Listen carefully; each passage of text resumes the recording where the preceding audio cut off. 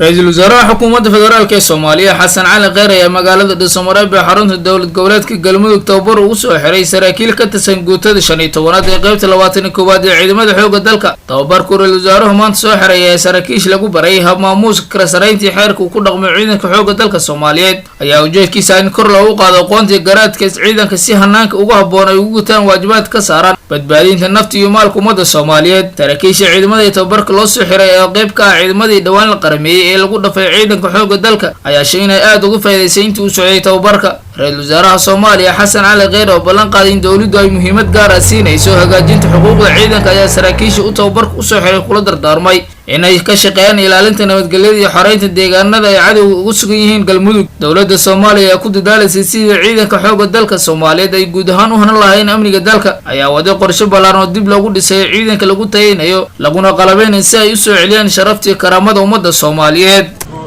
soo bararteen si aad u hagaajisaan mustaqbalka dadka Soomaaliyeed waxaad furaysaan naftiina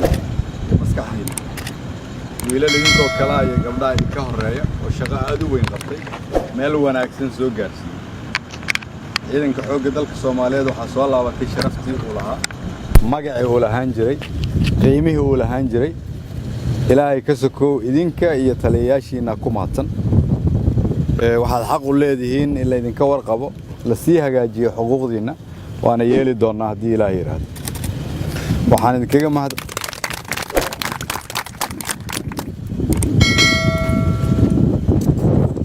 waxaa hadda muuqata in shacabka Soomaaliyeed ay ku niyadsan yihiin ciidanka xoogga dalka Soomaaliyeed inay aamin ku qabaan inay cadawga ka adkaateen inay aaminsan yihiin in dib soo dhamaanayo inay isbedeleen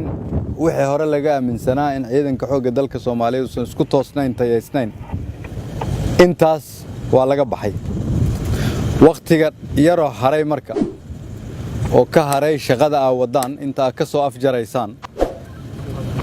cadawga ummadda Soomaaliyeed afeeyay waxaan rabaa inaad sii adkaysaan adkaysiga sii hubisaan guusha soo dhow waxaan idinku soo salaami doonaa aniga iyo madaxweynahaba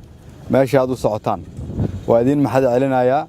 waa idin duceynayaa Ilaahay ha idin samata geeyo Ilaahay ha idin guuleeyo waa mahadsantiin Soomaaliya ha noolaato Soomaaliya ha noolaato